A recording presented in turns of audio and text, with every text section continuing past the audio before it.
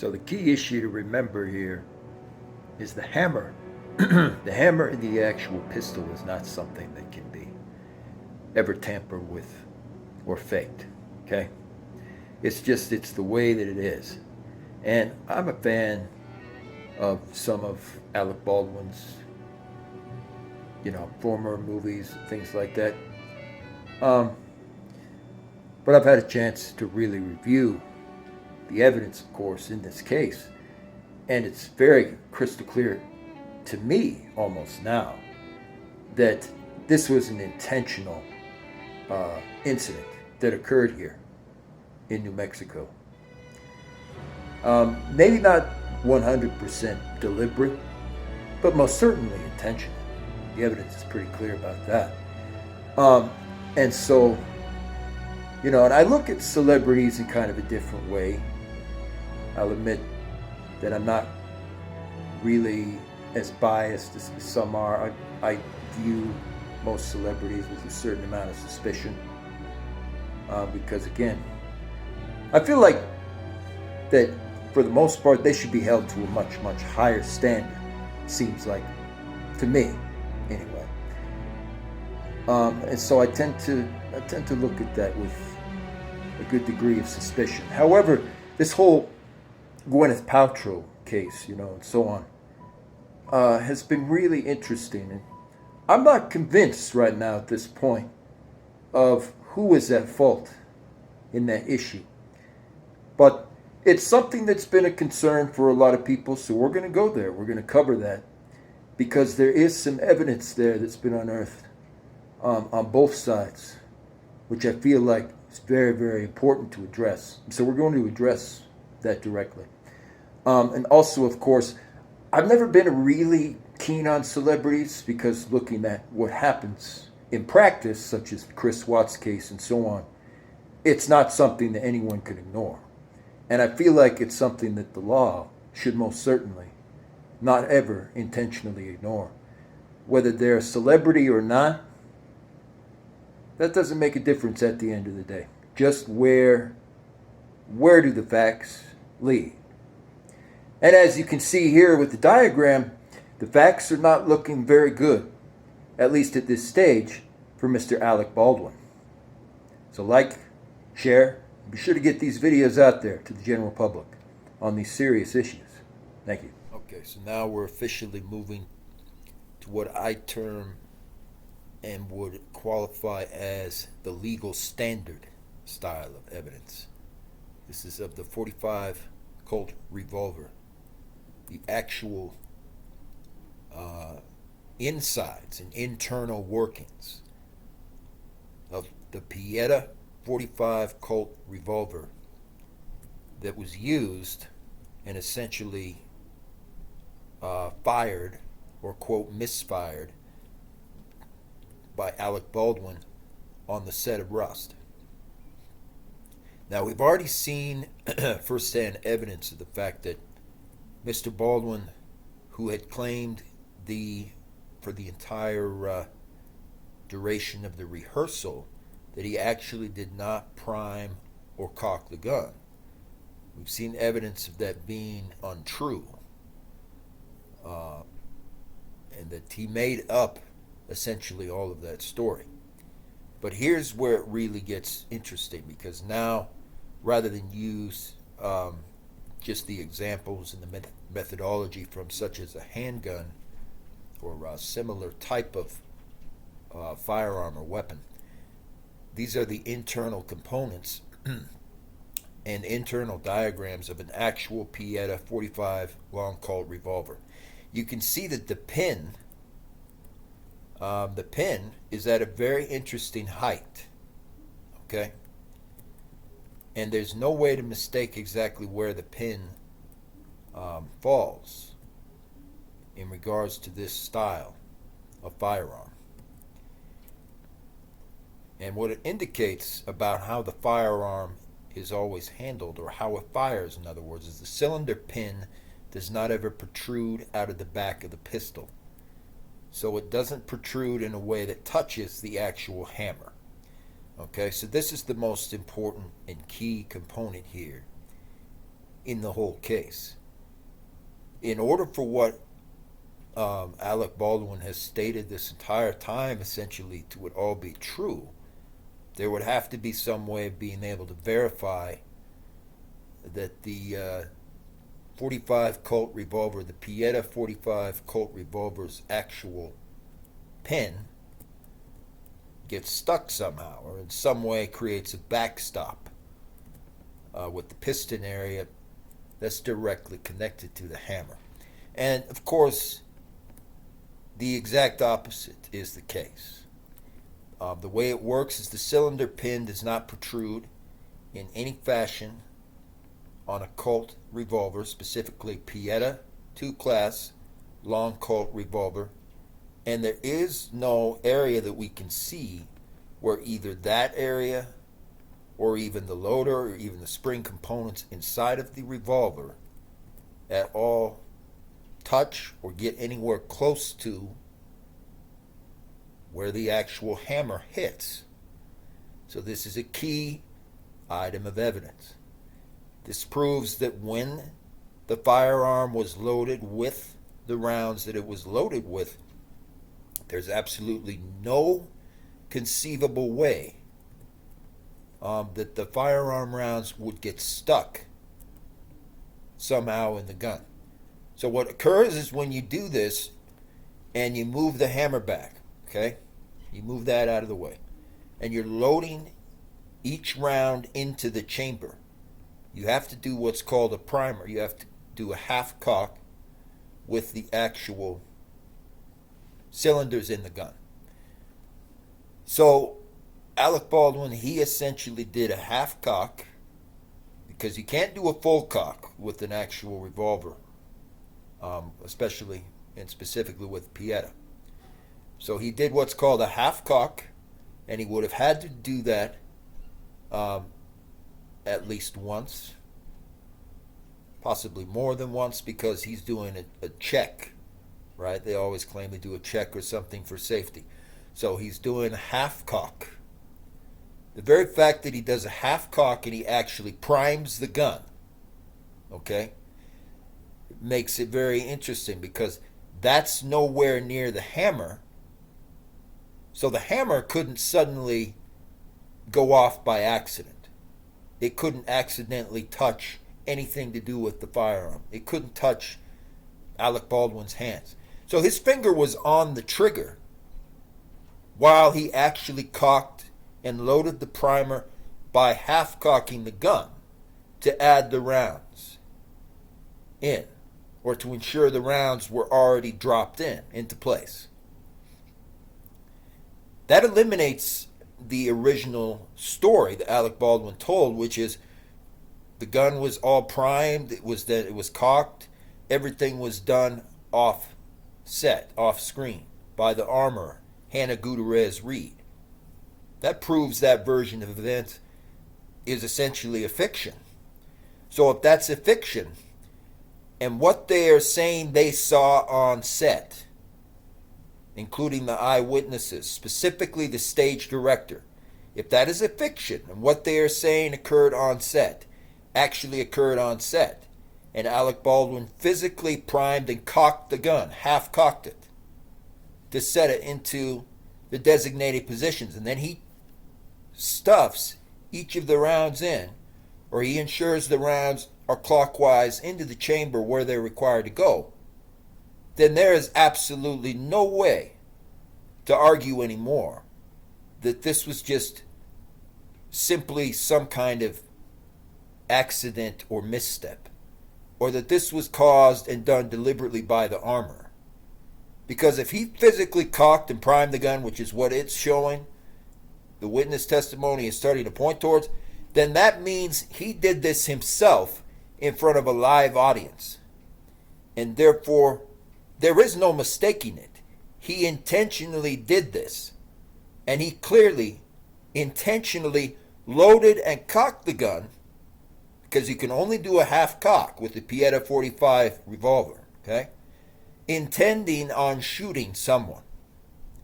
Because there's absolutely no reason to do what it states Alec Baldwin actually did on the set and on the production unless he was intending on shooting someone. So thank you. That's part of this. I appreciate your feedback, your insight. Most of all is truly appreciated as well. But it's clear now, it's starting to get crystal clear, wouldn't you agree, that there was much more that occurred here than it just simply being something that was intended on the set, or this simply being a misstep. No. Alec Baldwin had to have intentions to point his gun and shoot it at some intended target, or he wouldn't have been there to start with, rolling the chamber and half cocking the gun to prime it to shoot in front of everybody and in front of all of these eyewitnesses. And we're going to be looking again at some more of the inside diagram of what this physical Pietta 45 Colt Revolver truly looks like. There is no mistaking it. You know, there is only one way to half cock and fully prime the gun and load the rounds also, by placing them into the dial. You can't do it any other way because it is not next to the hammer actually at all. So in that specific instance, there is certainly proof that Alec Baldwin did something that nobody does when they are on any kind of production set, and that was he intentionally primed and he intentionally half-cocked the gun directly in front of everybody's face. And that's what I needed to prove to you today by looking here, showing you the pin height, the approximate pin for where the hammer would be placed and where the pin actually winds up, and how they have to roll it out with being able to load the chambers and load the actual, firearm. So this has been very interesting, and the cylinders are not something you can ever mistake in a Pietta Colt 45 revolver. It only works one physical way, and so the mechanism could not be rounded, to a different side of the firearm, or it couldn't be pinched to cause a malfunction. It only works a single way. That's why they sometimes nickname it a single action Colt revolver, right?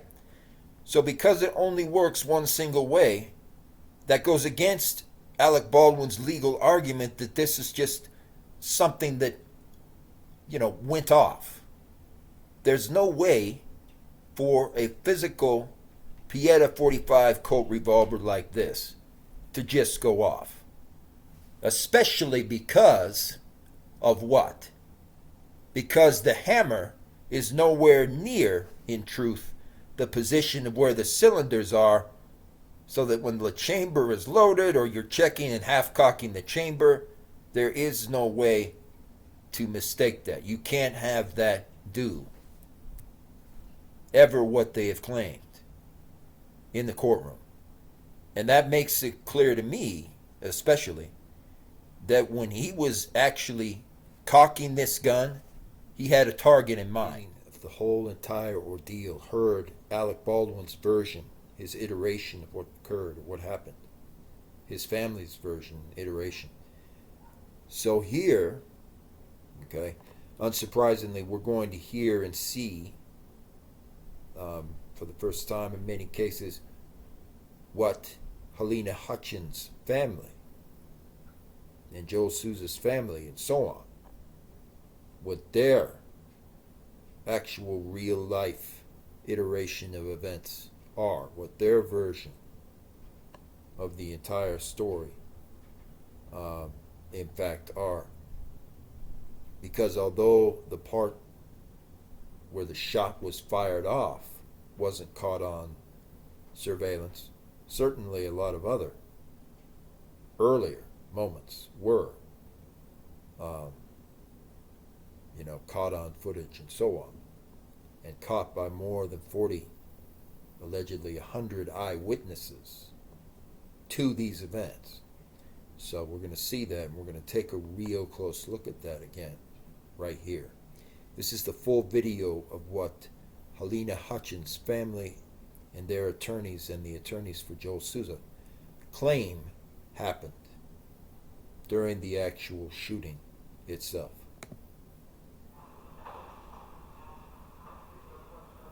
This is a recreation and a physical CGI instruction recreation video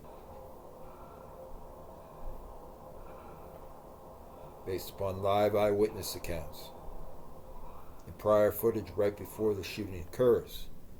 This is based upon their actual live story and their testimony.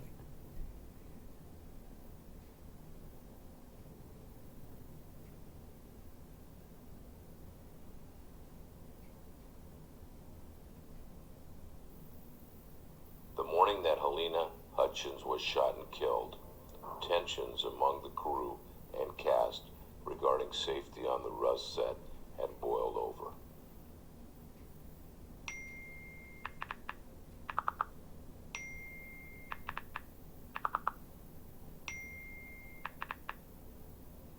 The crew had warned the production that the set was super unsafe and that safety was a massive issue.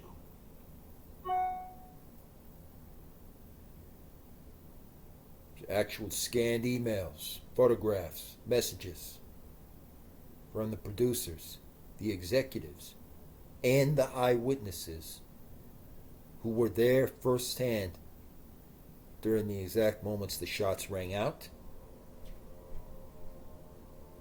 and during when the people shot fell to the ground and then shortly after were transported straight to the hospital. Unsafe production. The workers that had complained quit in protest of the safety conditions.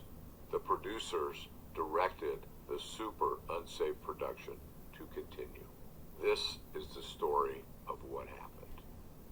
Mr. Baldwin and the Rust crew and cast committed major breaches of industry safety protocols.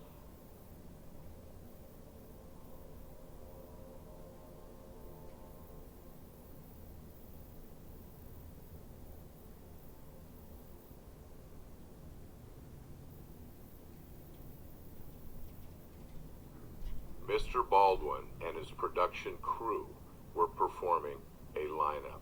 A lineup is used to confirm where to locate and angle the camera. Industry standards required Mr. Baldwin to use a replica or rubber prop gun whenever possible. It was unnecessary for Mr. Baldwin to use a revolver for the lineup.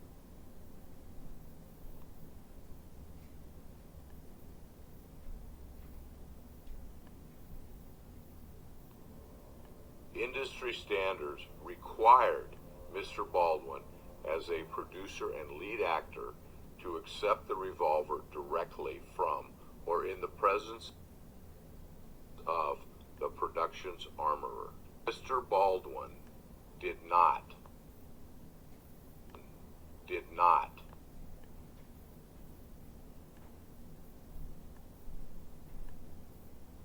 accept the revolver from the armorer. The armorer was not even in the same room. Mr. Baldwin allowed Mr. Halls, the first assistant director, to confirm for him the deadly weapon was safe. Mr. Halls was not qualified in weapons safety. Mr. Halls did not look at every round.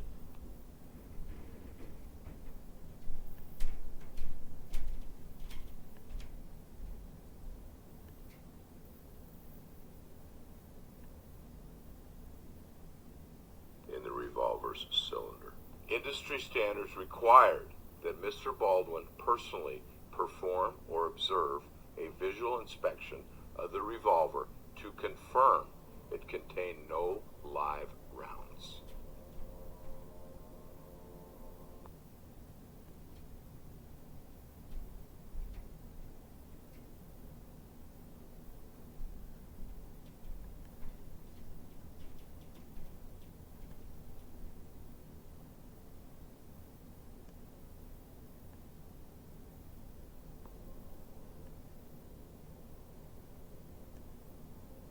industry standards required Mr. Baldwin to be trained and qualified in safe handling and proper firing procedures before accepting the revolver. So let me point one thing out here, right? This is the first time some of this information is really being vetted and seen for what it is. And certainly the first time I've actually learned some of these key facts as well. Okay? So what's being spoken here is quite chilling if every single aspect of the testimony is true, because it essentially proves Alec Baldwin was the scene director at the time, or the scene director of last resort. That's what they call it, because he was supervising the production. Therefore, he would have seen and known of the communications and the emails coming directly from the Rust supervisors of logistics, from the Rust armorer chain, from the other industry analysts and so on, directly on the set, who were there, who arrived before Mr. Baldwin. And they also saw him, of course, speaking on condition of their testimony, they saw him physically cock and prime the gun in front of everyone. Okay? Even the part which was, not on camera a little bit later. They saw what happened there. And just really ponder that for a moment. But most importantly, what do you feel about it? What kind of insights and ideas are you getting from this? We always love to hear your personal feedback of all of this, most of all. So sound off in the comments below. But again, every single industry standard was breached. And you can't make this up. There were actual analysts. There were on-set supervisors. There were grip experts when it concerns protocols or safety, probably for firearms or any kind of props that are used in these kinds of films. All of them witnessed this, ladies and gentlemen, and all of them knew Baldwin as the main street line producer for Rust was in charge of every single aspect of the cinematography and the scene direction that was going on here. Therefore, he would have had to see the actual revolver itself, and most likely seen the firing pin where it was hitting, as well as what was in the cylinder. And most certainly, if he saw the cylinder, he saw what was in the chamber. I want you to have that soak in for just a moment and start pondering its implications. Mr. Baldwin refused weapons training on how to perform a cross draw, the type of gun draw he was about to perform in the church. The first rule for safety with firearms on a production set required Mr. Baldwin to treat all firearms as if they were loaded and refrain from pointing a firearm at anyone. The industry standard required Mr. Baldwin to remember that any person or object at which he points a firearm could be destroyed.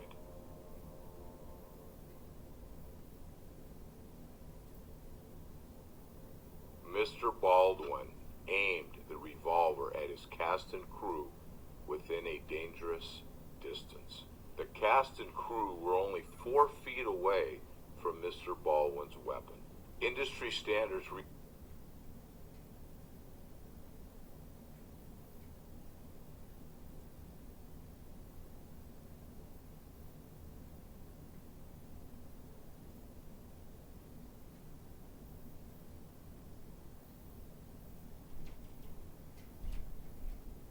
required Mr. Baldwin to ensure any crew in the line of fire and protective glass or other personal protective equipment. Industry standards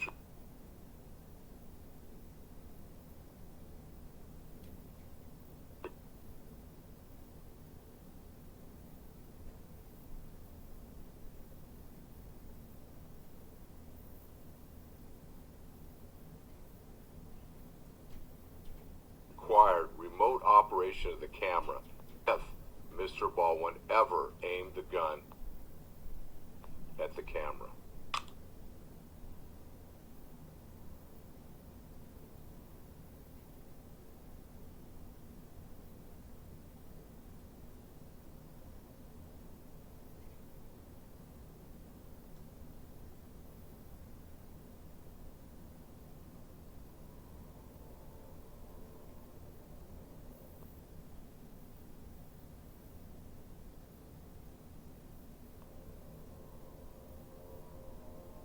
When you shake a dummy round, you hear a BB rattle. When you shake a live bullet, you do not hear anything.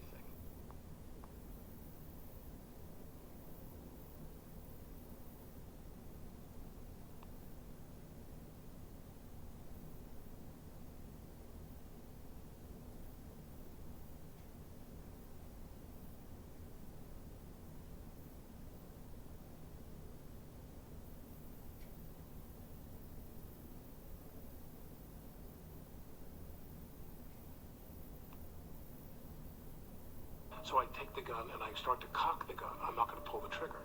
I said, do you see that? She goes, well, just cheat it down and tilt it down a little bit like that. And I cock the gun. I go, can you see that? Can you see that? Can you see that? And she says, and then I let go of the hammer of the gun and the gun goes off. I let go of the hammer of the gun and the gun goes off. He admitted he let go of the hammer and he half-cocked and checked the inside of the actual cylinder. That's quite ironic, because a lot of people say that that never occurred. There's definitely two deliberate acts that were That's required what he there. did. He had to cock the gun and he had to press the trigger. If he had his finger on the trigger, here and he's pressing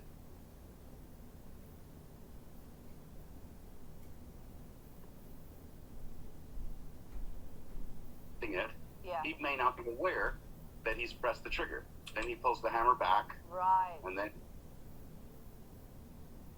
he releases it, and then the gun fires.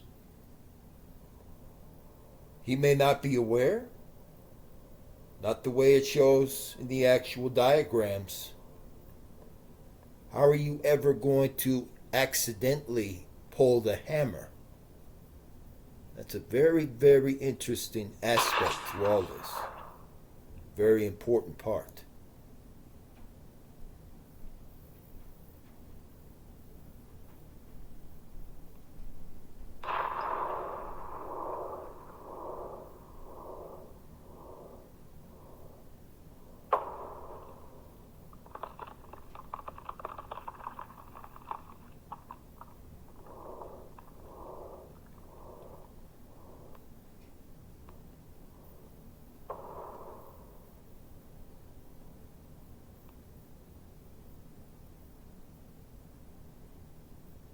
By the effect of the recoil, you can tell somebody knew exactly what their intended target was. It sure seems like someone already had a physical, literal target, or intended target, so to speak.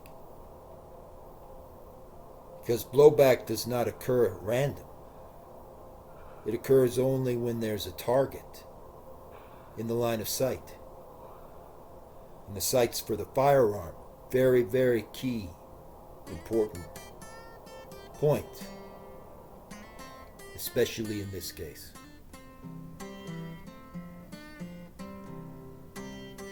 I've been all around the world, bought everything from diamond to gold. No matter where I go or what I buy, I'm still a country boy in my soul. So take me to the country, nothing but skies and pine. Oh, follow me to the country where we can have a real good time. Well, the folks in the country don't live Mr. Baldwin too even fast. failed to operate the camera remotely and then check the area for the switch. It's quite something else. And there's a little more to explore on this. Very, very important key points to be raised. Fires. Being the director of photography, Halyna was behind the lens setting up the camera angles with the director, Souza, directly behind her and looking over her shoulder, a very common scenario in filmmaking. The horrific part is that the projectile hit Halyna in the chest, went through her, and struck Joel in the clavicle. A blank, even a portion of a blank, as was the case with Brandon Lee in 1993, doesn't do that. It was more than likely a live bullet. Comments we had on part 1 included a lot of viewers giving their thoughts on what happened. A few said that they believe it was a disgruntled crew member who put a live bullet in the prop gun, but they didn't intend for anyone to get hurt. This is where I call BS. Everyone on a film set knows what's on the day's agenda, what scenes are being rehearsed, and what scenes are being filmed. It's a very interesting point. I'm going to add some commentary to this. If this was in any way by mistake or in any way incidental, you would think different directors, right? Different crew members, and the directors specifically for the shooting agenda would be the first ones to cry foul and be speaking all about, how it was clearly Gutierrez-Reed and someone else who cocked the gun or primed the gun with the actual cylinders. But that isn't the case. They've all testified the opposite. The surveillance of the area shows the exact opposite. He actually cocked and primed the gun to the half-cocked position. And we've already demonstrated that here. So that's an excellent point. If it was truly incidental, we would see testimony from the crew and other evidence showing and proving that this was just all incidental. Excellent points. Whoever placed a bullet in that prop gun, and it's pretty clear that is exactly what happened, knew exactly what scene was being rehearsed that afternoon. Does that sound like murder to you? This is solved crimes.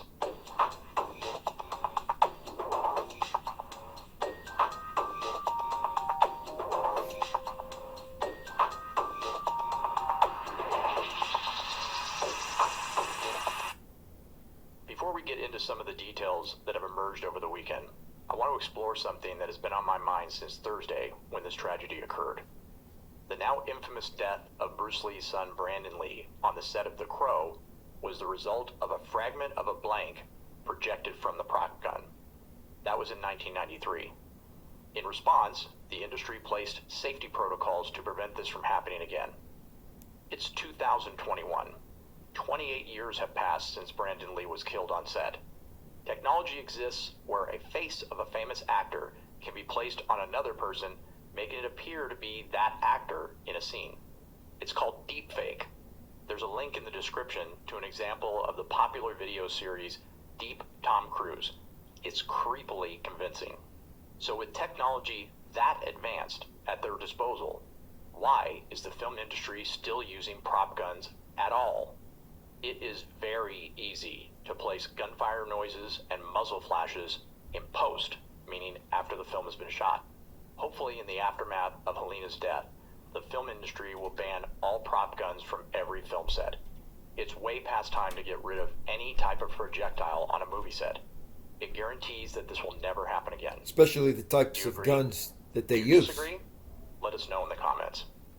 If you're old enough to remember, in 1984, during the filming of the action-adventure series Cover Up, actor John Eric Hexum died of a self-inflicted gunshot to the head.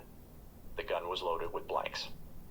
Of course, many conspiracy theories have been flying around, one of which is that Dave Halls, the assistant director on the Rust set, was also on the set of The Crow in 1993 and handled the prop gun that killed Brandon Lee. So far, there is zero evidence that Halls had worked on the Crow film. Halls did, however, select one of 3 prop guns and handed one to Alec Baldwin. That prop gun was the one that killed Halyna Hutchins and wounded Joel Souza. It has been reported that he handed the prop gun to Baldwin and announced cold gun, which is the industry term meaning that the gun was safe. Several individuals have come out in the days since the shooting claiming that Halls has faced complaints in past productions, including 2 episodes for the Hulu series Into the Dark. It was said that he disregarded safety protocols, ignored blocked exits and lanes, and was even noted for instances of inappropriate sexual behavior. In another instance, Halls was removed from the set and consequently fired from the production of the 2019 film Freedom's Path, when a prop gun unexpectedly discharged on set. A sound crew member recoiled from the blast, causing a minor injury. The crew member was evaluated by an on-set medic and advised to seek medical treatment. The crew member returned to the set a few days later. Does this seem at all familiar to you?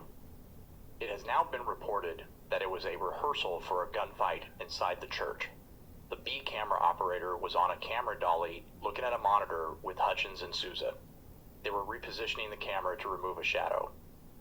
In the scene, Baldwin was to remove a gun from his holster, pointing it towards the camera and firing. Remember, this was a rehearsal. He was not going to actually fire the gun. Baldwin was in the process of explaining to the crew how he planned to draw the gun from the holster. When he removed the firearm, it discharged a single time, and the projectile struck Hutchins and Souza. Because of the early stage of designing the scene, the cameras were not recording. This incident was not caught on film. Per the affidavit submitted Friday to obtain the search warrant, the gun that fired the fatal shot was used for target practice by crew members that week. It's entirely possible that they left live rounds in the gun, but that's what the industry-wide safety protocols are there for. It's clear that the protocols were not followed. Another thing we learned this weekend was that there was an armorer on set. Newcomer to the business, Hannah Gutierrez, who is supposed to check each weapon before it's used by the cast. It's unclear at this point whether or not she checked the actual gun before it was given to Baldwin by Halls. Halyna's husband, Matt, posted a tribute and photo of Halyna and her son on October 22nd, the day after she was killed. Halyna inspired us all with her passion and vision, and her legacy is too meaningful to encapsulate in words. Our loss is enormous, and we ask that the media please respect my family's privacy as we process our grief. Thank you. When you're working on a movie, I'm sure you just assume that everything is safe and the correct people are handling the more dangerous parts of the job, but something went really, really wrong here on the Rust set. So, with that being said, this episode of the podcast is brought to you by HelloFresh, Dipsy, and Simply Safe. Also, make sure you check out milehighmerch.com whenever you get a chance. There are still some items up there. We're working on a new collection actually right now, so there'll be some new stuff going up hopefully here in the next couple of months. But let's go ahead and just get right into this. We've got a lot of ground to cover today, beginning by really trying to paint the picture of, Rust. What was this project, and what was, how did this all unfold? So Rust was set to be a low-budget, independent Western film set in 1880s Kansas, starring Alec Baldwin. And the film focused on the fictional story of a 13-year-old boy who accidentally killed a local rancher. After the boy is sentenced to hang, he goes on the run with his outlaw grandfather, Harland Rust, who is played by Alec. And this film was really a passion project for Alec Baldwin. He and director Joel Souza created the story, and Alec would not only serve as the lead actor, but also one of the film's 6 named producers. Here's a clip of Alec Baldwin describing what his responsibilities were as a producer. I am a purely creative producer. My authorities as a producer are casting and script, which are actually married to the role of being a lead actor in a film. So you're not the kind of producer who's looking at the line item of each budget? No. There are basically 2 types of producers who are really in charge of production. People that raise the money and the people who spend the money. My consultations or approvals were completely about casting and about the script. I don't hire anybody in the crew. I don't. Not even the cinematographer, no one. No, but he will apprise me of what he's doing. And he'll say to me, I got Halyna Hutchins to be the DP. I said, how do you feel about that? Are you excited? I'm very excited. She's wonderful. And to clear up some misconceptions, many producers are only tied to a film financially, meaning they just put up the money to fund it, and they never even go to the set or do anything like that. It's common to put famous people as producers on movies for marketing purposes, because people will obviously be more interested in seeing that film if there's a big name attached. So basically, they're investments. For example, Drake and Future are two of the many producers of Euphoria, but they really just financially supported the show. Zendaya and Hunter Schafer are also producers, but I highly doubt they have as much involvement in the crew staffing and decisions around stuff like that. So the director of Rust was 48-year-old Joel Souza, and he and Alec had previously worked together on Joel's film Crown Vic. Joel wrote the screenplay and would be directing the film. The assistant director, or as they call it, AD, was Dave Halls, who's been working in the industry since 1996. However, Dave had a bad track record with gun safety and just safety in general. So talking about working with Dave, an assistant camera operator said, quote, a lot of his mentality was just get the shot and get the shot on time. He seemed willing to cut whatever corners were necessary to make that happen. He was actually fired from the movie Freedom's Path after multiple injuries and an unplanned discharge of a gun. In one instance, a 74-year-old actress was supposed to fall to her knees after finding out about the death of another character. An assistant camera operator asked him if they should get a crash pad for safety, but Dave said it was fine to use a furniture pad instead. So then when the actress... So yeah, this whole thing about, it's just being an incidental kind of situation, you start to recognize that starts to fall apart, right? Doesn't it? When you analyze the fact that Alec Baldwin decided to have every single individual, down to the person who's like the on-scene set director and so on, be like his personal envoy. Like they couldn't actually act or do anything without Alec Baldwin's permission.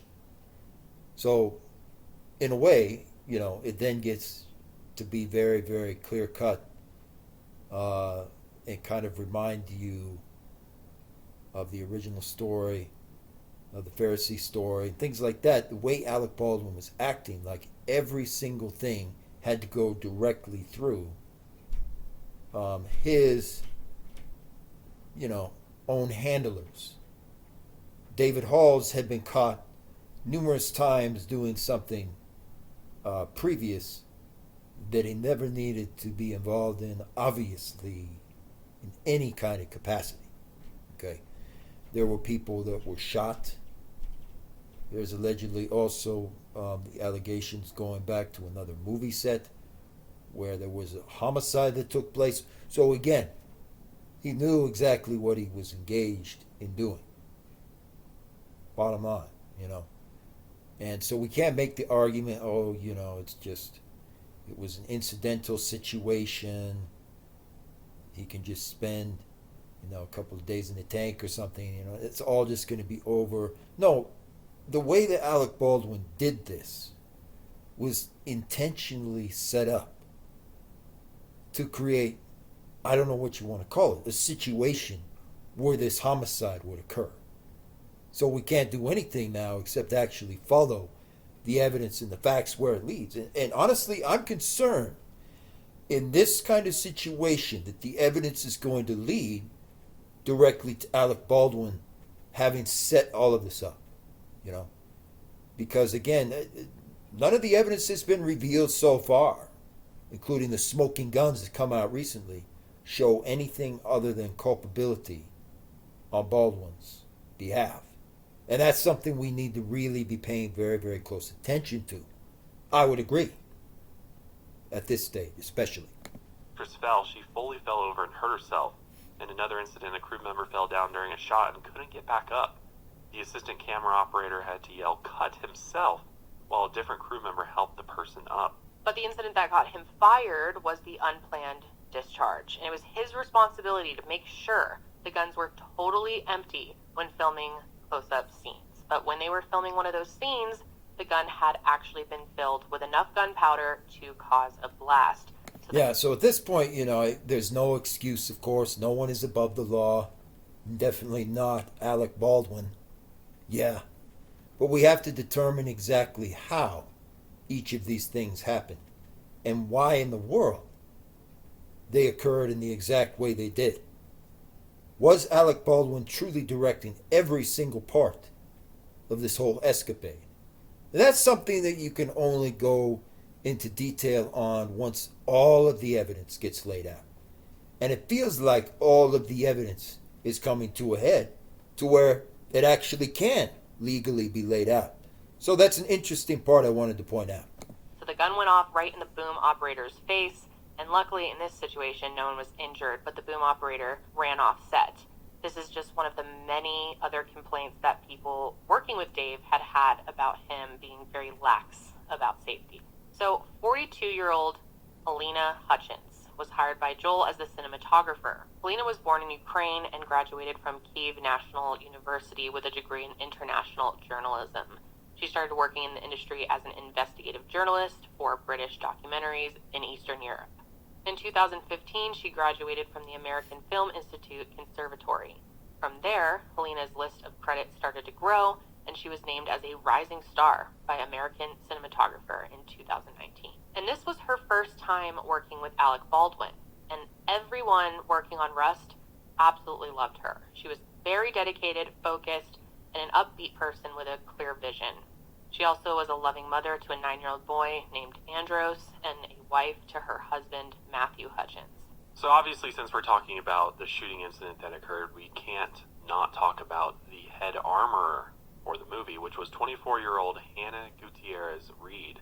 And she actually started working on the set on September 28, 2021. She was also working, though, as the assistant prop master, which added a decent amount of responsibilities on top of her main job as armorer. Rust was also her second film that she'd worked on as head armorer, and she was considered by many to be inexperienced. Hannah is actually the daughter of legendary Hollywood stuntman and armorer named Thel Reed. She grew up around guns, and she was trained in armory by her father, so she was kind of a nepo baby with a not-so-great track record. The first movie she worked on as head armorer was the Western film The Old Way, starring Nicolas Cage. After filming Wrap, she told a podcast, quote, "You know, I was really nervous at first, and I almost didn't take the job because I wasn't sure I was ready, but doing it, it went really smoothly. But in reality, it really didn't go all that smoothly. Gun safety became such an issue that Nicolas Cage actually walked off set at one point." Get moving in the most electrifying Honda vehicles yet, like the CR-V and Accord, with available hybrid powertrains designed for more responsive performance. Honda, the 2022 Kelley Blue Book's KBB.com Best Value brand. For a limited time, well-qualified buyers can get a 3.9% APR on a 2023 Honda CR-V hybrid or 2023 Accord hybrid. Contact your local Honda dealer for a great deal today. See dealer for financing details based on 2022 brand image awards from Kelley Blue Book. Visit KBB.com for more information. You love the feel behind the wheel. Working on Rust. She couldn't believe her luck. 2 days after she was offered the job, she wrote on Facebook, "How fucked up is it that life's been so good lately? I can't help but feel like I'm about to fall from grace." Ooh, it's kind of wild. Yeah, that is very eerie. So Seth Kenney, the weapons expert, would provide the guns and some of the ammunition for the film through his company. And he'd actually been the one to recommend Hannah for the job working on Rust. And he'd also serve as the armorer mentor, basically giving guidance to Hannah and the movie's prop master. So the prop master was also 24 years old and was pretty green when it comes to the movie industry. Her name was Sarah Zachary, and her job was to bring in any and all props for the movie. So this meant getting the guns, but it was the armorer's job to work with the guns. So she would assist the armorer, but the armorer would be the one loading the guns and giving them to the actors. Both Sarah and Hannah were hired after many other more experienced candidates turned down the job. Many of these candidates had been unavailable due to their schedules, but some of them turned down the job because they were worried about safety. The fact that production wanted the armorer to work as a props assistant was also an issue. It seemed like they were scrambling to hire people. Sarah was hired less than 2 weeks before filming began on the 6th, and Hannah was hired less than a week before filming was set to begin. That's so wild.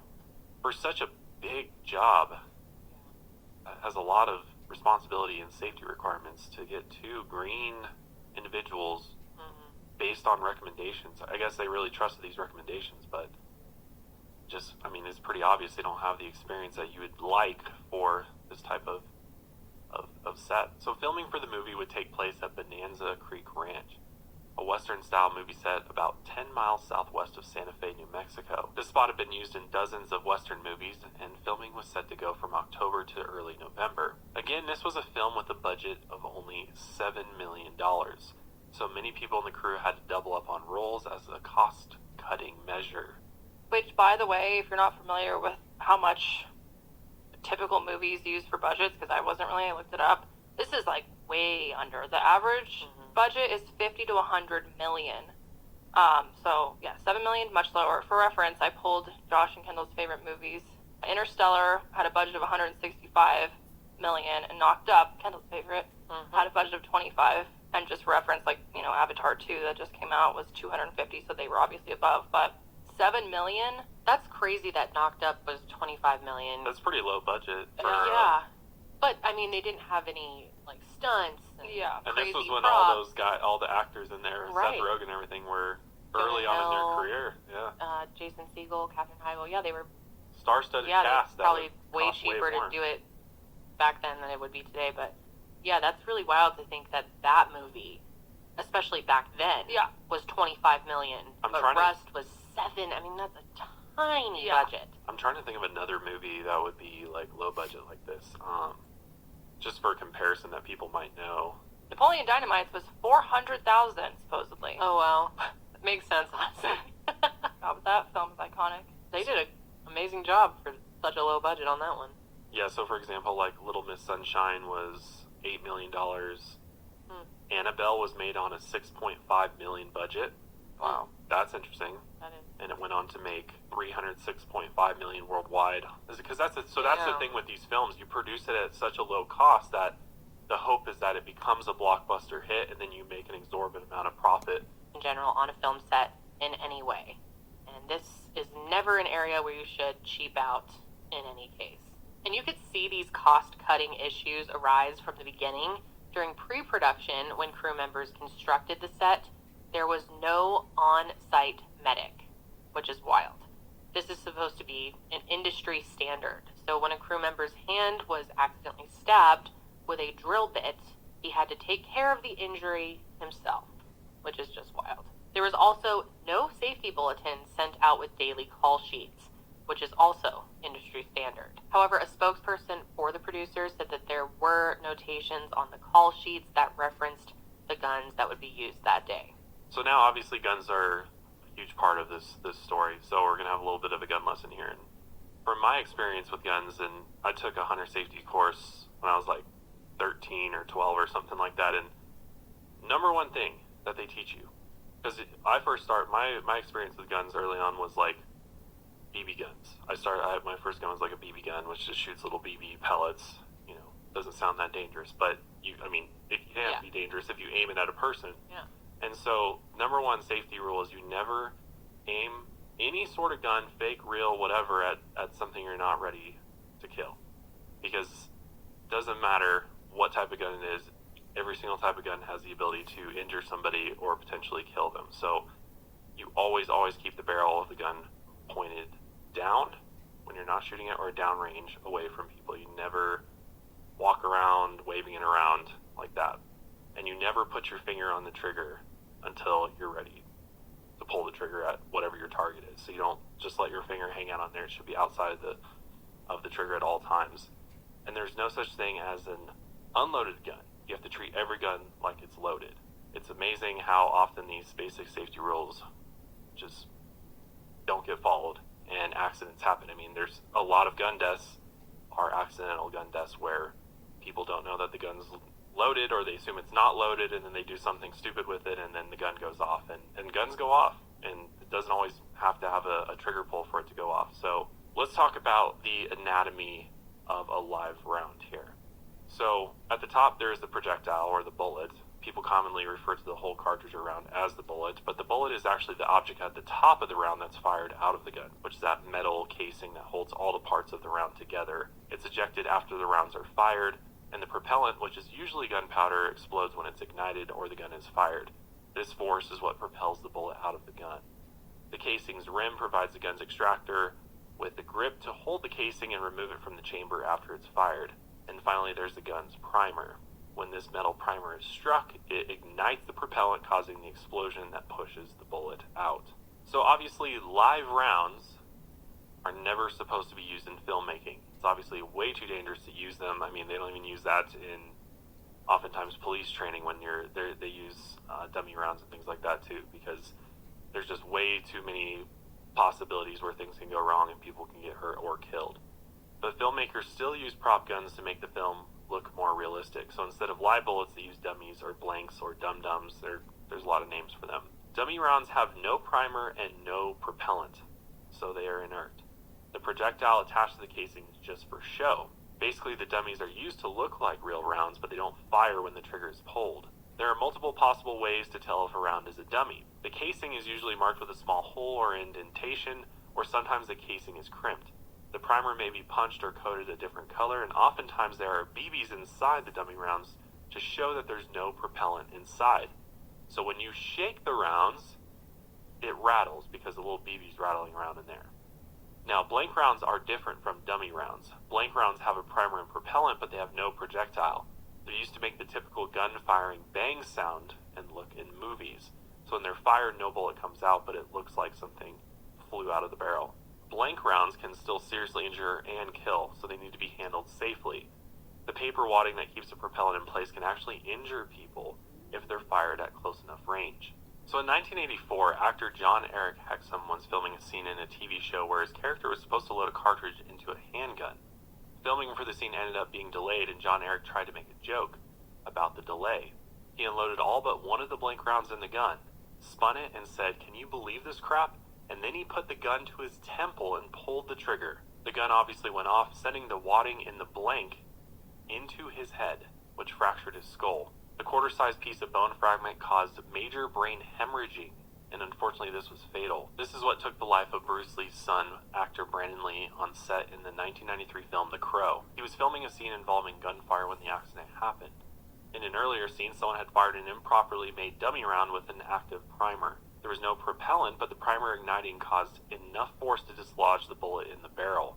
The gun was then loaded with blanks, however, nobody realized that a bullet was stuck in the barrel. So when the blank was fired, the propellant explosion caused the stuck bullet to fire, and it hit Brandon, and he died tragically at the age of 28. There are some general safety procedures that filmmakers have to follow on set, and this includes checking guns and calling them out as cold or hot before they are handed to an actor. A cold gun basically means that the gun has no charge. It's unloaded or filled with dummy bullets. On set, a live or hot gun is a gun that is loaded with something with a charge, but not necessarily live rounds.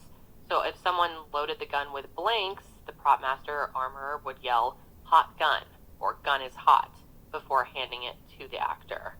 Generally, the guns are only supposed to be loaded with the number of bullets that the scene calls for. Now back to filming Rust, crew members started to get very concerned about the working conditions on set.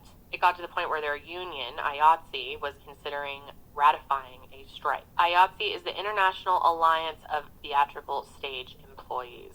It's the union that represents behind-the-scenes workers in film, TV, live theater, and other related fields. Some of the crew was local and non-union, so hiring them was more cost-effective, but many of them didn't have the skills a union professional would have had. But many of the camera crew members were union.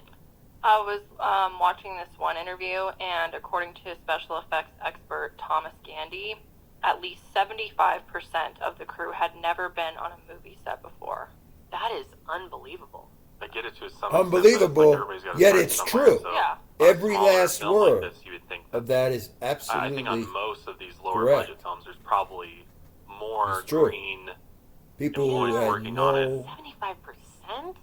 no Yeah, incline. I mean, I That's don't know if that's crazy. standard or not, but anything it to does do seem a going little, on in the film industry, it does but seem a little much, Yeah. considering With how any much. kind of feel like at least protocol, half the people safety, or there any should have kind of Well, it's protocol. like if you're going to Some hire experience. 75% that have never been on a And the movie ones set, who which knew you think exactly hire, what they the were most doing experienced armor, you could get put Right. your budget for where could Right. scarcely you believe. need to put it, Mhm. which is safety. You know, and they you've got all allowed these gun scenes in the this movie, producer, so they allowed like a Baldwin no-brainer that essentially you would hire the To best start armor, running everything like and maybe running some, the camera entire ship. operators, some more prop people Yeah. behind the scenes stuff. Like I can In the understand literal sense of the word. those And guys that's a being more key, green, but key when it comes to handling vital the dangerous point of parts evidence. of filming, like you just think that it's going to certainly come out. they'd allocate more resources to that, but guess not. So at first, the camera crew members were given hotel rooms. This would save them a 2-hour drive to and from Albuquerque that would allow them 6 hours of sleep at night. But a week into production, those camera crew workers were told that they would no longer be given hotel rooms. Others from production were moved to a nearby motel. As per the IATSE contract, production was only required to give them hotel rooms if they worked longer than 13 hours or lived more than 60 miles away from set.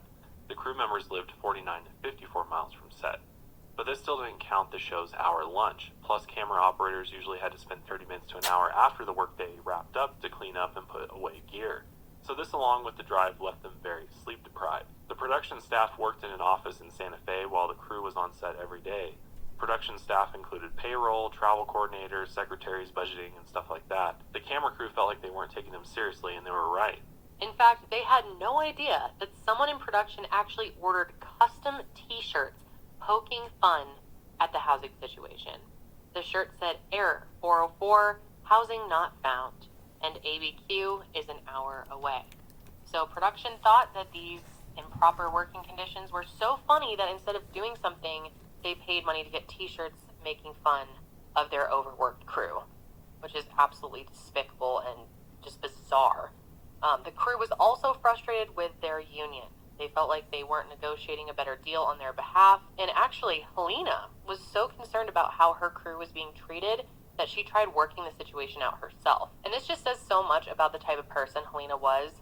On the 15th, she treated the camera crew to sushi, and she told them that the issue had been resolved. She had given up a day's rental of the techno crane, which is used for aerial shots, and put that money towards the lodging budget. But there were still more issues. For one, people were not getting paid on time, and there were also a lot of concerns growing about Hannah Gutierrez-Reed, the production's only head armorer.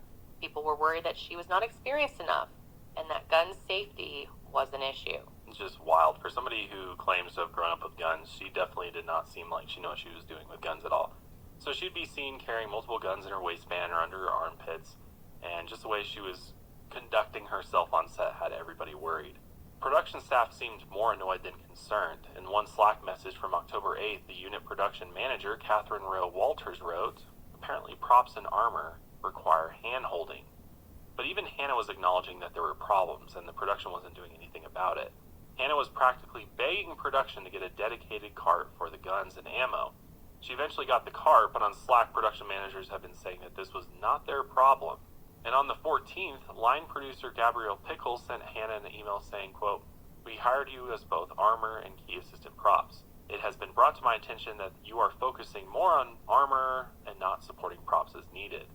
Hannah responded, quote, "Since we've started, I've had a lot of days where my job would only be to focus on the guns and everyone's safety." She said that on gun-heavy days, her props assistant job, quote, "has to take a back seat. Live firearms on set is absolutely my priority. When I'm forced to do both, that's when mistakes get made." Hannah also started to express concerns that Alec wasn't prepared enough for a shooting scene. On the 15th, she told his assistant that she was worried because he hadn't shot with a holster before. Alec actually missed the required firearms safety training that took place before filming, but later he had a safety demonstration with Hannah on the 12th. She showed him the basic safety protocols and showed him how to mimic the kick of a live gun when... So that right there is criminal negligence. Alec Baldwin has been in many movies where he had to actually shoot and cock a gun. But he never did it on stage in this particular manner, in front of literally a live audience, in front of everybody, which is a key term to examine. Most certainly. I'll tell you something about the executives. They don't give a fuck about you. Halyna, who is also an IATSE member, posted a group photo of the Rust crew and the cast on the 19th. She said they were all standing in solidarity with the IATSE crew. Many crew members believe that the entire armory department should have been fired and replaced after those misfire incidents. but they still kept their jobs even after the crew complained to the assistant director. Now that's a These crew red members flag. On a union said after the first incident like A that, set of red those flags. people would have been fired immediately. And But Baldwin these was inexperienced allowing non-union it. People were hired and kept on for Yeah. good reasons. And Now sadly, people these are and other truly reckless learning decisions would end in a the fatal full tragedy. story. Today's episode is brought to you by HelloFresh, one of our favorite longtime sponsors, and one.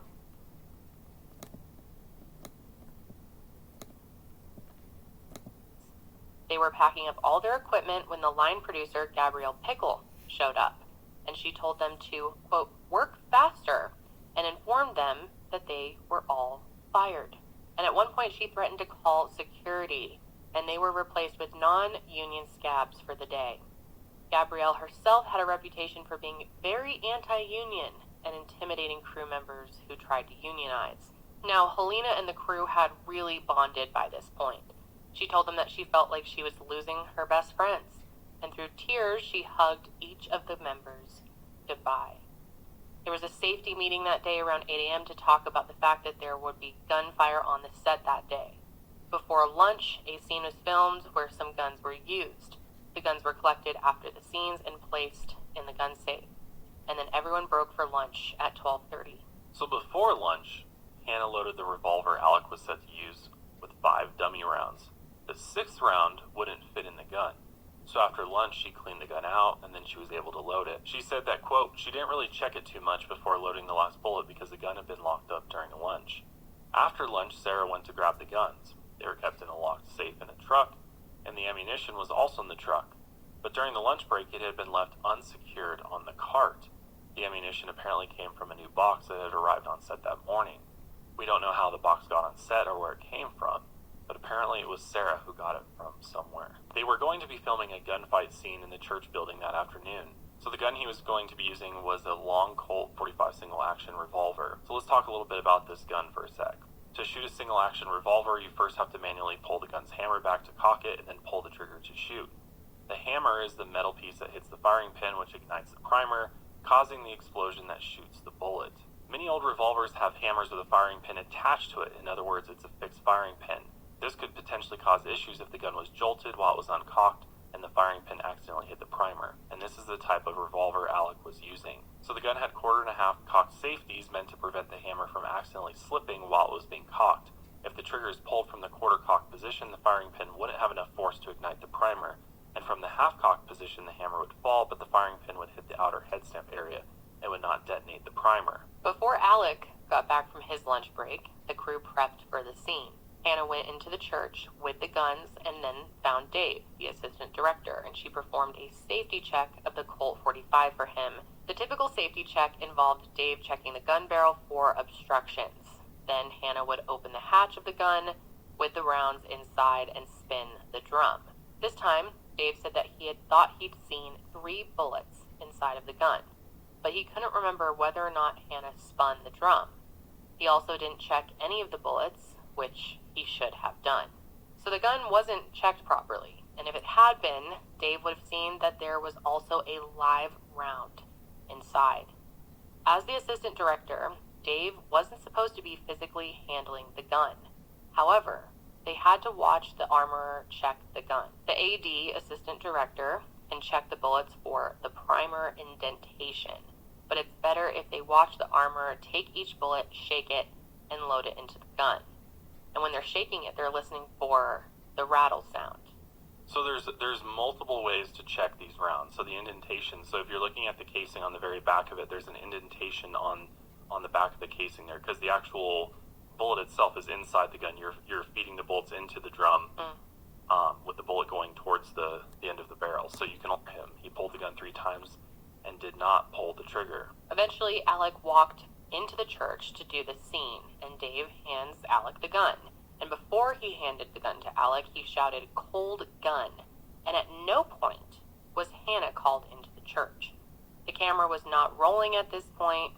Halyna was standing to the left of the camera with director Joel Souza behind her. They were both huddled over a camera that was being controlled by a camera operator. The first time Alec drew the gun from the holster, nothing went wrong. But the second time was a different story. Alec placed his hand on the gun, and he said, "So, I guess I'm gonna take this out, pull it, and go bang." He drew the gun from his side out of its holster. Then he pulled back the hammer while his finger rested on the trigger. Now, we don't know exactly what happened, but the gun went off.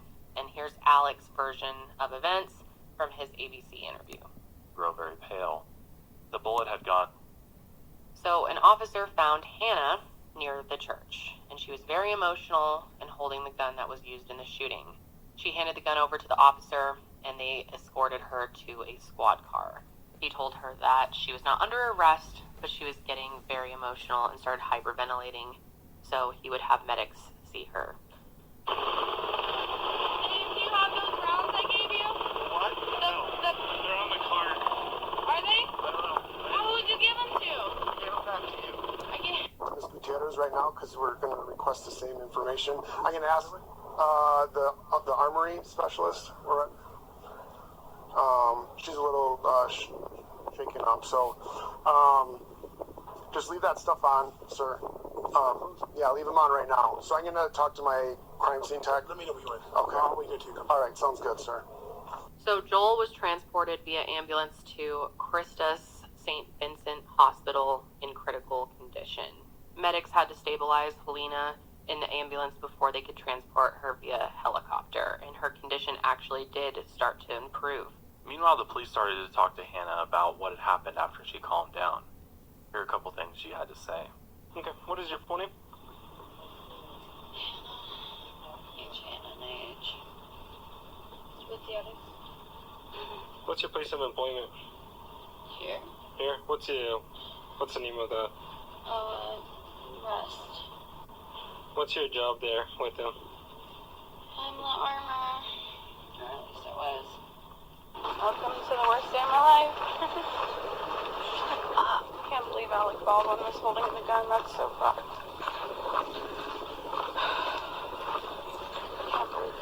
The worst Is day there of like my a closer cop car you guys can put me in or something?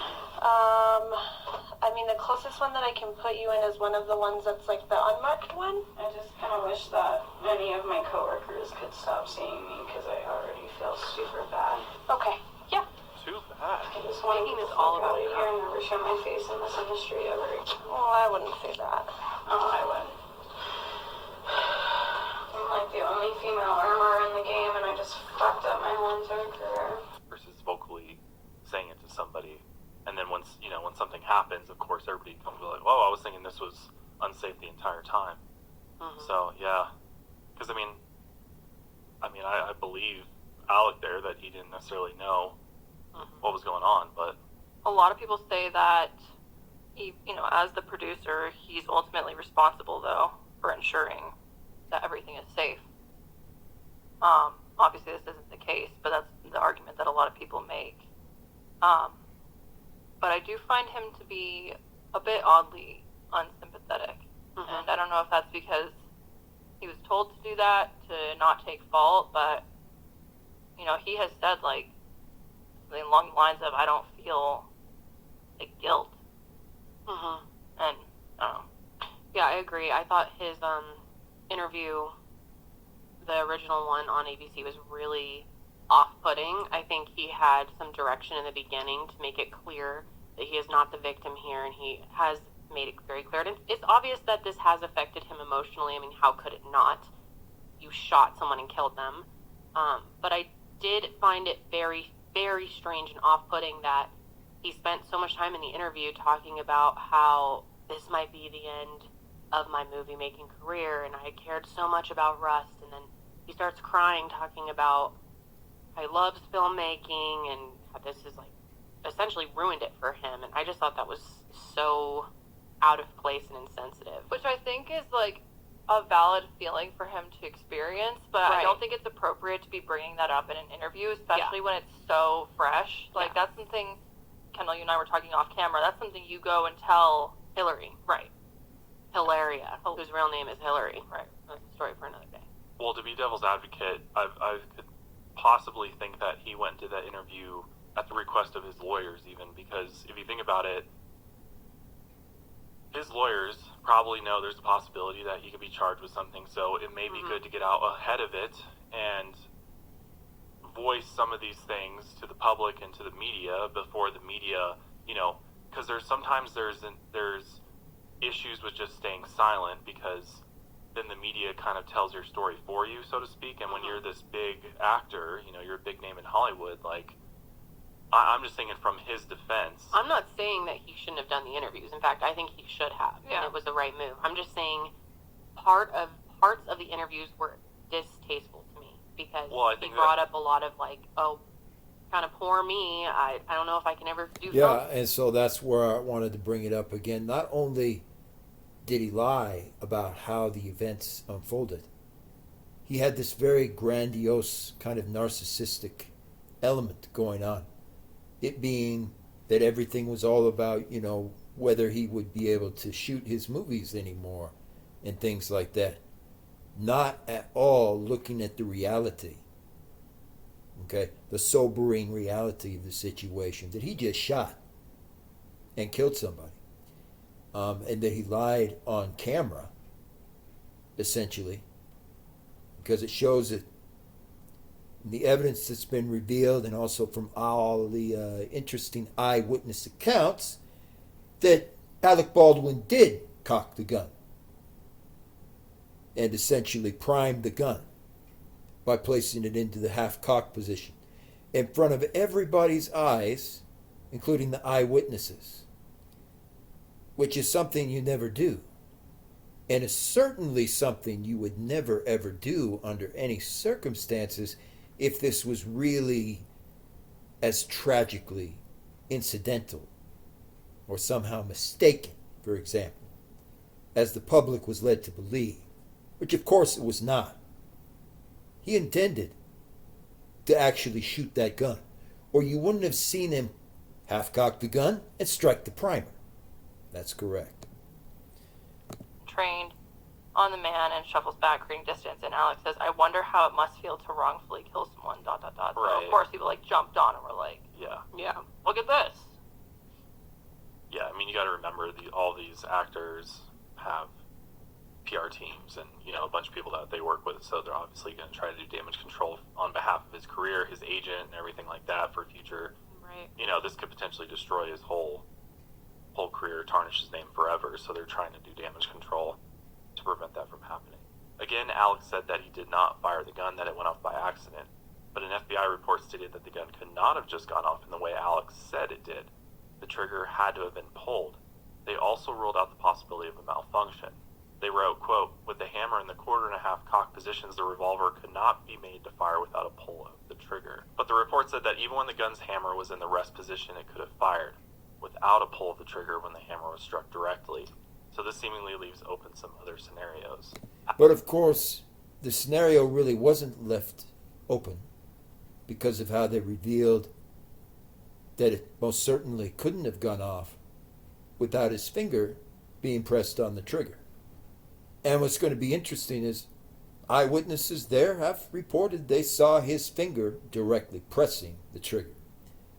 So there's going to be most certainly just a little more that's very, very vital to this story. Thank you. All right. More to come. So in essence, as you can see by the diagram here, how a Pietta Colt 45 revolver works cannot be mistaken. It's very, very simple in the process. You have the trigger guard, the hammer, the cylinder, which is in the outside position far away from the hammer. Then you have the barrel as well as the magazine, which holds the official cartridges for the... Well, I'm not saying that as an opinion anymore. It's a fact that I was actually unaware of originally, that Alec Baldwin himself, not anyone else, actually half-cocked the gun and spun the cylinder. It wasn't actually the armorer, because they were able to prove it finally with an eyewitness, that did all that and also struck the primer. It was, in fact, yes, Alec Baldwin himself. Rust began production out there at the ranch around October, starring Baldwin, but he wasn't just an actor on the film, he was also a producer. That producer role is going to be very important to this story, so remember that fact, that Baldwin was not just an actor on this film, but a producer in this project. So the movie itself was a lower budget production from what we understand, with Baldwin as the lead actor. In a lot of other write-ups about this movie, it's actually been dubbed as a brand of films called geezer teasers. That's a term that was created by one publication out there, but sort of used to describe lower budget movies using aging big-name actors as leads. And typically these actors don't take much time to shoot on the movie sets of these films. New Mexico Film Office reports that Rust follows the story of a 13-year-old boy who must care for himself and his younger brother after the death of their parents in Kansas in the 1800s. Baldwin arrived in New Mexico about 10 days before the shooting. This is in 2021. We all knew that because of an irreverent video he posted on Instagram about how clean the bathrooms were inside of Albuquerque's Sunport Airport. Those sorts of social media posts are often the only time we know at large that celebrities and acting types are in New Mexico. Typically, that would be the last we hear of their presence unless they continue to post on social media. A week and a half later, the Rust movie set was thrust into the front of breaking news coverage for all of the local stations here in New Mexico, and quickly then the national and international media that followed. We learned pretty quickly there had been a mishap on the set and that a prop gun had been misfired, killing the film's cinematographer Halyna Hutchins and injuring the film director Joel Souza.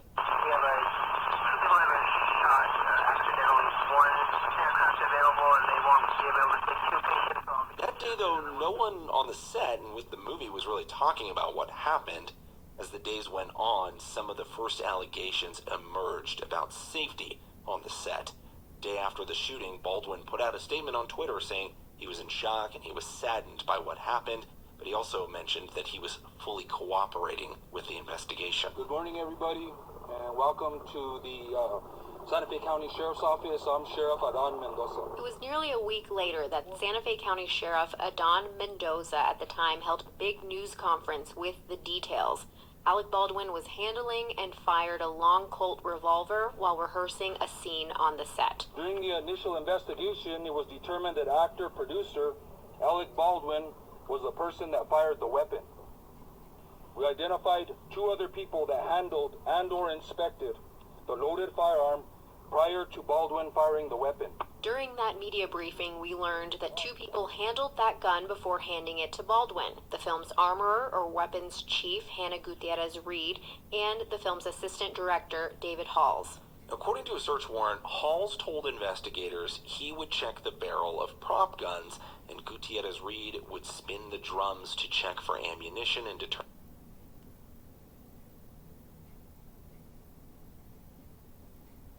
a movie set or for practice or for whatever reason to contact the sheriff's office. The second thing that became clear from the news conference, the investigation into potential criminal charges was far from over. We cannot answer that question yet until we complete a more thorough investigation. Potential for Alec Baldwin himself to face charges because you have not ruled them out. No one has been ruled out at this point.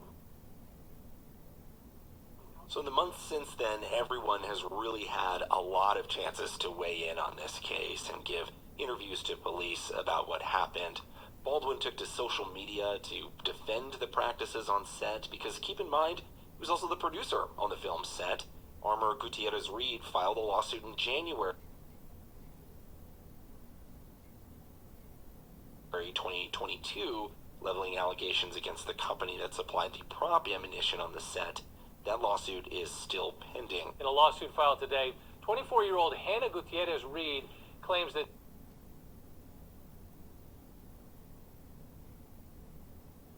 Seth Kenny and his Albuquerque company, PDQ Arm and Prop, supplied dummy rounds to the set that were mixed with live rounds of ammunition. We know Baldwin as well. He gave media interviews. There was a lot of sort of perspective that was put out there from Baldwin's viewpoint, saying he was not responsible for what happened, but he was also terribly sorry. Then in March, facing a lawsuit, Baldwin denied responsibility for the shooting, placing blame on the crew who handed him the gun. Alec Baldwin's lawyers filed an arbitration demand Friday, denying responsibility for the death of cinematographer Halyna Hutchins. Baldwin alleges that Dave Halls, the assistant director, yelled out "cold gun" while handing Baldwin a pistol, and it was the job of armorer Hannah Gutierrez-Reed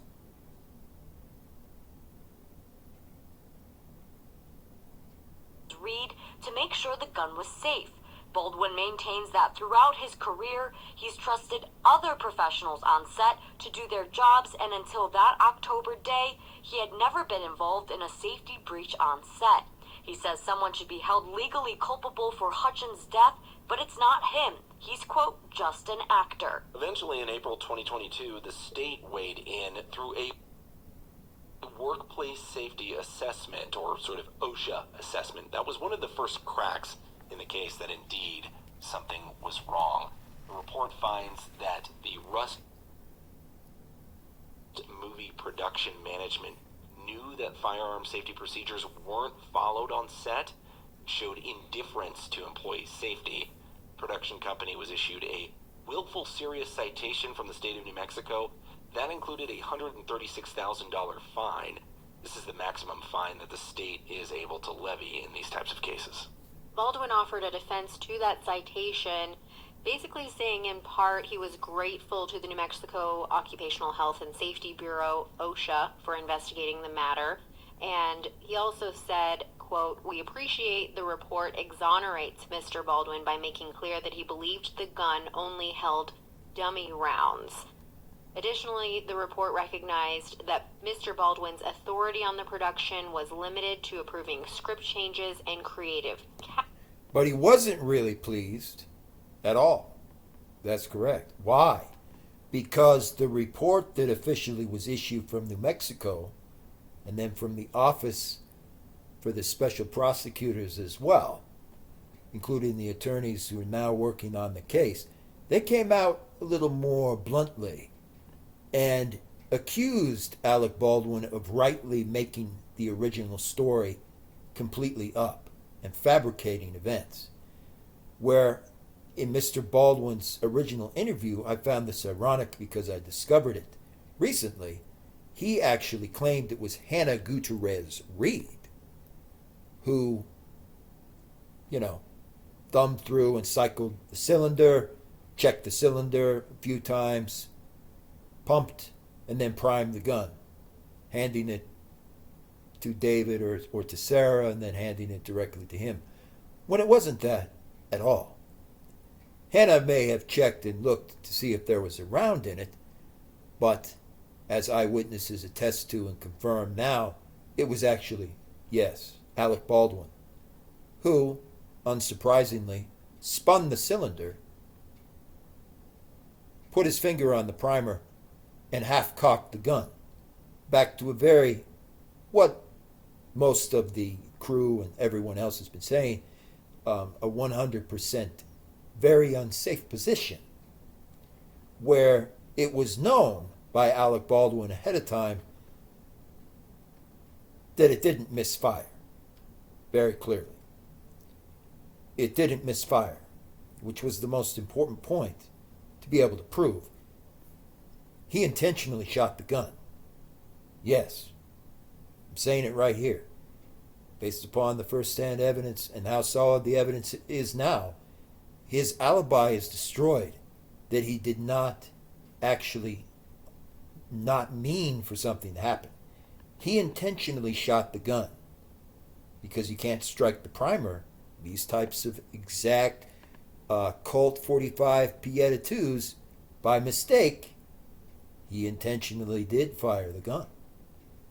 And that alters every single aspect of this case. He intended to shoot someone, therefore.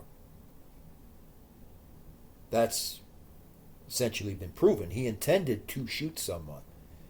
The rest of it, that's an unknown at this stage. It has, however, been proven that given that he half-cocked the gun in front of an entire live audience, he 100% knew he was going to shoot the gun, and he was intending on shooting something or someone. And he also said in that statement that Baldwin had no authority over the matters that were the subjects of the Bureau's findings of the violations. So, in summary, responding to that OSHA statement and the fine, still exonerating himself for the shooting that killed Halyna Hutchins. Yeah, he's essentially saying, look, I told you so. I had no authority over all of these things that happened on the set. I was just the actor who unfortunately was at the center of the shooting. In some ways, it was sort of using that moment to say, look, I am not accountable for what happened here. So this essentially means that what he said in his original interview with investigators, and then also to the police to be exact, was a fictional story. Because he said Halyna Gutierrez-Reed cocked the gun. He said that very boldly. He said that the trigger, his finger was never anywhere close to the trigger. The gun simply misfired, and this was all just an incident, or shall I say, a mistake. However, eyewitnesses have testified that the exact opposite is true.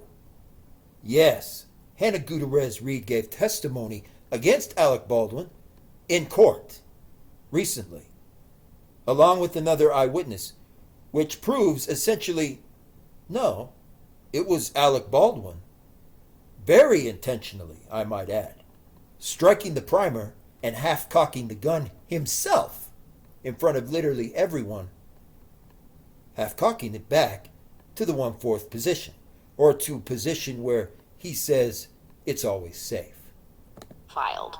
We looked at the facts and evidence once we got that report from the sheriff's office, engaged some experts that could help us walk through some of that facts and evidence to make sure that we understood movie industry standards and the guns. And we came to the conclusion that 3 people were criminally responsible for what happened to Halyna Hutchins. And so we chose to charge all 3. We did make a plea deal with David Halls, but all 3 were looking at the same charges. And the DA is actually handing this case to a special prosecutor, Andrea Reeve. She actually used to be a district attorney herself in the southeast part of the state. For the Clovis area, she's actually now a state representative in her first term this year and working in private practice as an attorney. Obviously that has altered because new attorneys have entered the scene since.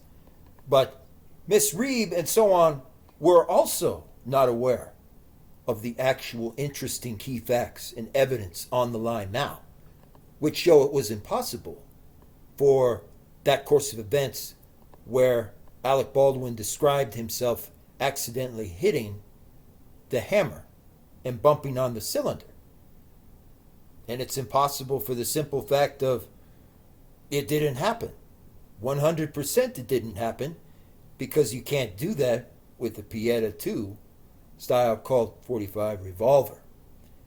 And not only that, the eyewitnesses actually testified against Baldwin, stating, yes, they did see him thumb through the cylinder himself on the stage in that church building, and then actually half-cock the entire gun himself.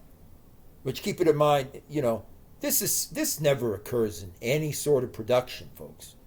And it occurred here, in this exact specific case. And a returning guest here on the New Mexico News Podcast. Amon, thanks for joining us.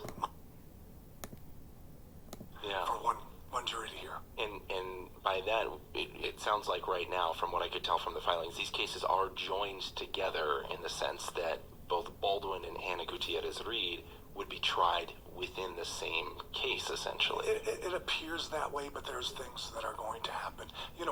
They just filed formally the charges. The prelim is set. So Alec Baldwin is still trying to spin his story. There's credibility at this point with regards to political motives to go after Mr. Baldwin. So I think the attempts at doing what you suggested is happening.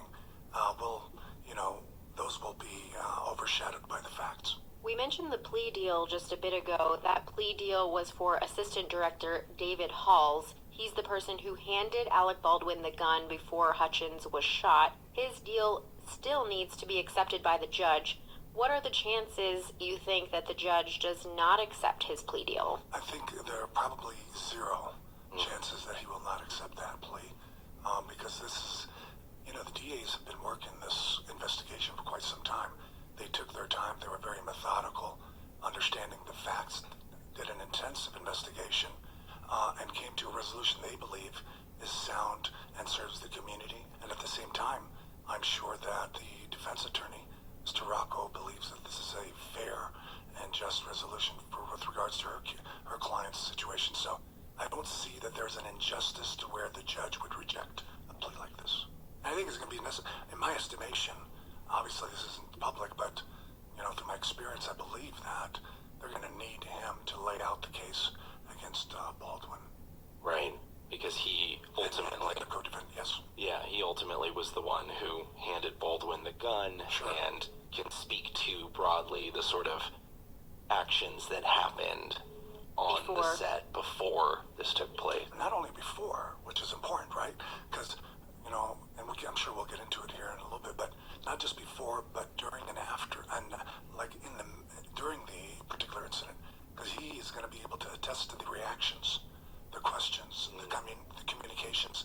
What did Mr. Baldwin do? What did he refuse to do? Did he check the gun? Did he not check the gun? And so we already know that there's insinuations and allegations that Mr. Baldwin had an opportunity to actually check the gun and refused to do so. So these are the kind of things that are going to play into Mr. Hall's role as a cooperating witness. Baldwin and Gutierrez-Reed have each been charged with a count of involuntary manslaughter. Yeah. A lot of times we see that charge filed in different kinds of cases. Sure. Car crashes are one of them, where it comes to light. And so the word involuntary means, in a sense, they didn't mean to, it was unintentional. Can you explain more about the charge and sort of how much of a case do you believe is here for an involuntary manslaughter? That's a very good question. And the involuntary nature is that there is a risk, right? That the person, there has to be both two things. There has to be an actus reus and a mens rea. The act and the intention, right? So the act of either committing in this particular context of handling the gun and then pointing the gun and then the gun going off, that's an act that nobody can deny occurred. The issue then comes into, was there the mens rea, the heightened awareness, right, that is necessary to recognize the risk, the danger that this particular act could cause, and then disregarding that risk, disregarding that danger by not taking steps to ensure the safety and the proper protocol in handling the gun. So that is kind of the theory under the involuntary manslaughter count, not the alternative, but the first count, and that is this notion that reckless conduct, which is essentially foreseeable conduct, should have known that the risk existed and that you not doing anything to address the risk, maintaining the danger, is what is at the heart of the elements necessary for that involuntary manslaughter. Not only that, but looking at the actual diagram now, as all of you have viewed it, that's uncontestable at this point. There's most certainly an element of involuntary manslaughter or even homicide to some that is involved in this case because, of course, of some of the interesting facts which came to surface a bit later, including the fact that it was actually Baldwin, ironically enough. And going by the diagrams of the actual firearm of the weapon, there is absolutely no questioning this. It was actually Baldwin who spun the cylinder and who would have hit the hammer. Because you can't half-cock a gun of any kind, especially this specific type. and model a firearm without half cocking it. They've already shown it through kind of a demonstration model.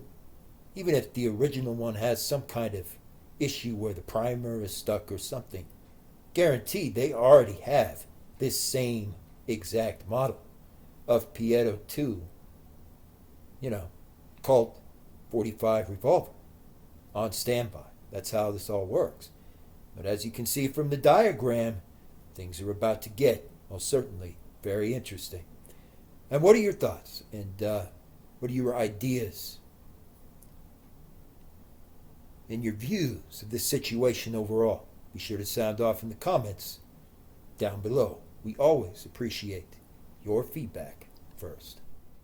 That has officially been the case part 3 as we approach much closer to official court dates and actions, as well as upcoming actions that will be vital to every aspect of this legal process as well as the trial. The case that has amounted and gotten quite weighty against Alec Baldwin. And I speak on behalf of each of the victims, especially Halyna Hutchins, her family, and Joel Souza as well as his family, that this is something we must do everything in our power to have full justice for and ensure this never occurs with anyone, regardless of what part of society they happen to be in position of. Because again, if it can happen with one person with a gun just going off and them saying, no, it was just an accident, it wasn't a murder, it wasn't, and so on. It can happen with anyone. And the next time that gun goes off, it could even happen to someone right here in New Mexico or someone watching this video. So thank you again. Be sure to get this out to the general public and continue to spread awareness. All of our best wishes are with Halyna Hutchins' family, this time especially. And